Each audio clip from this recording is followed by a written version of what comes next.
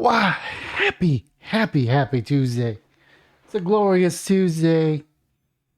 I mean, it's a little bit on the chilly side here in Austin. I forgot to check the temperature, but it's a little chilly. I mean, it's more of a Texas spring chilly, but that's just the way I like it. But we're going to be talking about the conflict between U.S. and Russia, not the conflict between Ukraine and Russia, even though I'm pretty sure it is related.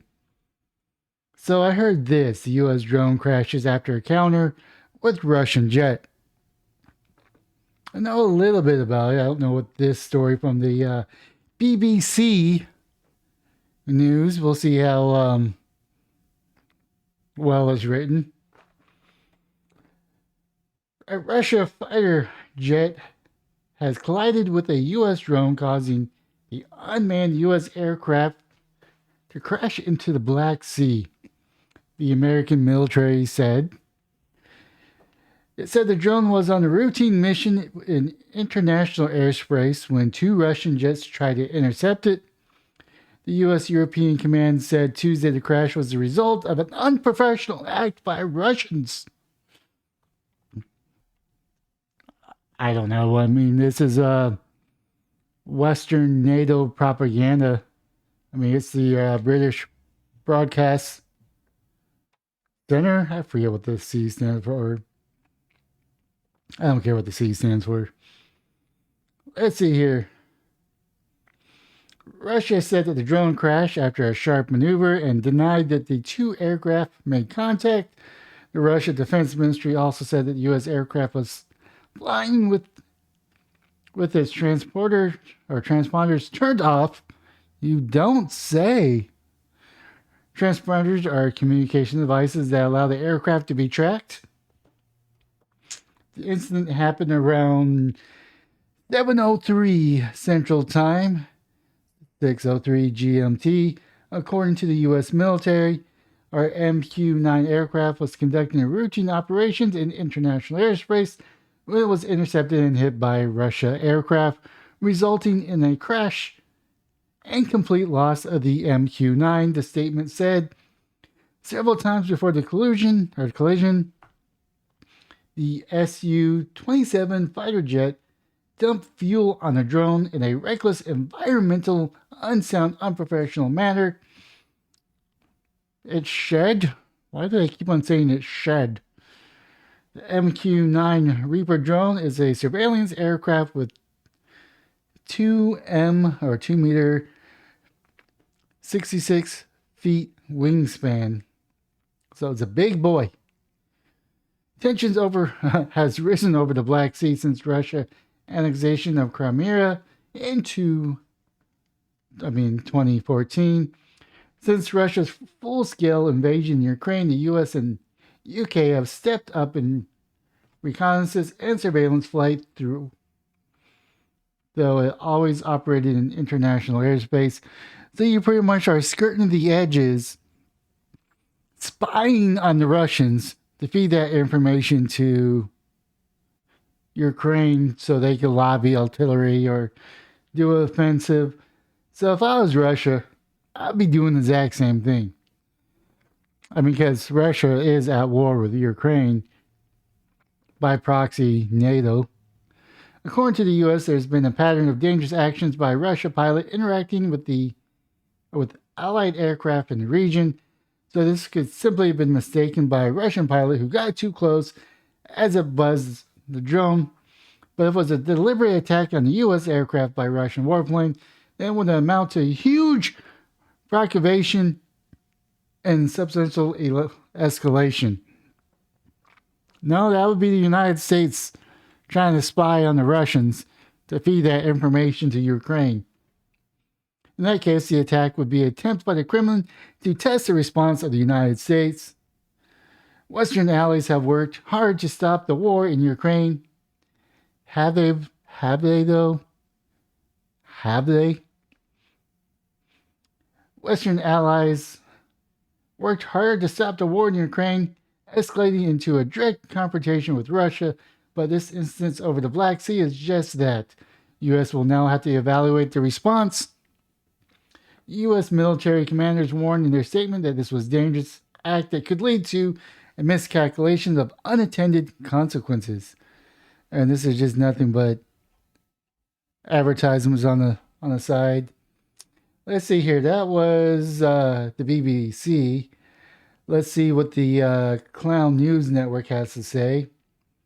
Real quick, let's see here. Forced down over the Black Sea after damaging the propeller of the American MQ-9 Reaper drone, according to the U.S. military. Reaper drone and two Russia Su-27 aircraft were flying over international waters of the Black Sea on Tuesday when the Russian jet intentionally flew in front of it and dumped fuel on the unmanned drone several times. In the statement, the European command said the aircraft hit the propeller of the drone, prompting the U.S. forces to bring the MQ-9 drone down in international waters.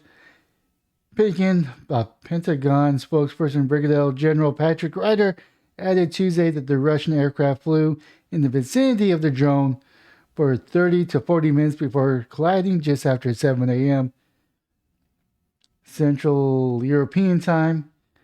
Our MQ-9 aircraft was conducting routine operation in international airspace and was intercepted and hit by a Russian aircraft, resulting in the crash and complete loss. Air Force General James B. Heckler, commander of the U.S. Forces European and Air Force Africa, said in a statement, in fact, this unsafe and unprofessional act by the Russians nearly caused both aircrafts to crash. Yeah, well, you know.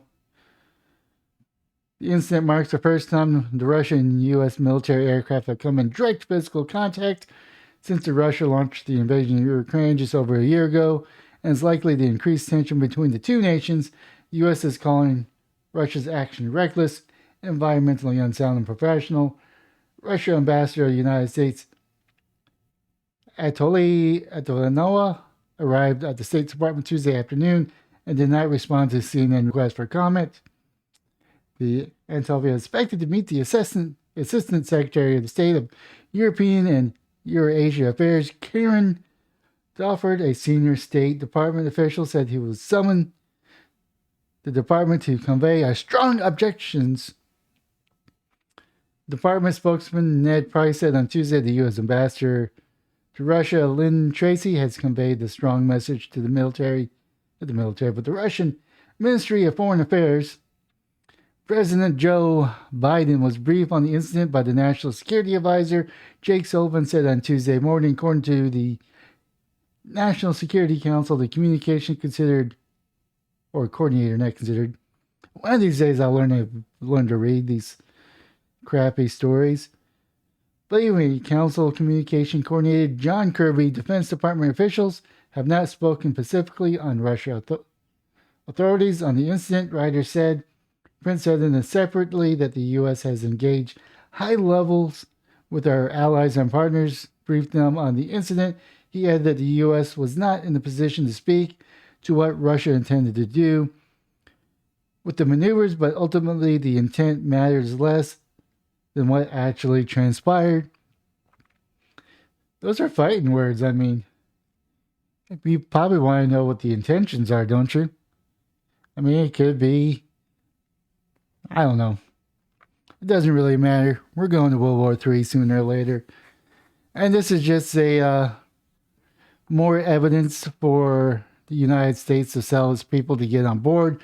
Because, you know, those evil Ruskies, those red menace. Kirby said that it's not uncommon for Russian aircraft to intercept U.S. aircraft over the Black Sea, and said there have been other interceptions recent weeks. But he said the episode Tuesday was unique in how unsafe, unprofessional, and reckless the Russian actions were.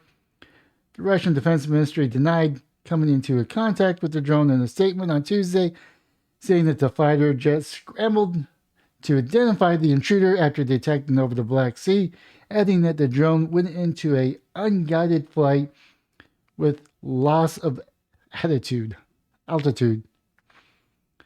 The drone flew with its transponder off, violating the boundaries of temporary airspace regime established for the special military operation communicated to all the users of international airspace and published in accordance with the international standards, the ministry said. The U.S. Defense Department is currently working to declassify imagery of the incident, Reuters said Tuesday. He also said that Russia has not recovered the downed drone. I mean, are they going to recover it, or is America going to recover it? Russia and the U.S. aircraft have operated over the Black Sea during the course of the Ukraine war, but this is the first time such interaction, or potentially dangerous escalation at a critical time in the fighting. U.S. began operating Reaper drones over the Black Sea since before the beginning of the war, using the spy drones to monitor the area. Spy drones? You're calling it spy drones, CNN? I mean, I wouldn't exactly call it a spy drone. You may be operation of observing through the drone, maybe. To monitor air, Reaper drones can fly as high as 50,000 feet, according to the Air Force, and they have sensors and capabilities of gathering intelligence and performing reconnaissance for an extended period of time, making it an ideal platform to track movements on the battlefield and in the Black Sea. So basically, we be spying on the Russians, giving that information to Ukraine, and you expect the Russians not to do something? And once they realized it was a drone, so there would be no loss of life. I'm sure if this was a manned plane, as in a plane that was manned by a pilot, this would never have happened. But since it was a drone, they felt the need to probably send a message to the United States and NATO to stop spying on their movement. I mean, I'm not trying to take Russia's side here. I'm just trying to get to the truth. I'm just asking questions and coming up with my own conclusions to those questions. I mean, if I was Russia, I wouldn't want any NATO aircraft in the sky anywhere near Ukraine. I know they can't do that without declaring war on NATO, but at the same time, drones are unmanned. They only cost money. Whereas if there was a spy plane like the U-2 flying, they can't really down one of those without causing an international incident. Not that we would ever fly U-2 planes over Russia to spy on them. Oh wait, we have. I'm pretty sure they've done the same thing to us. Hell, even China had their balloon a few months back that was spying on everything here in the United States. But I don't know. I mean, I don't blame Russia for taking down the drone. But I think America needs to own up saying it was spying on Russia.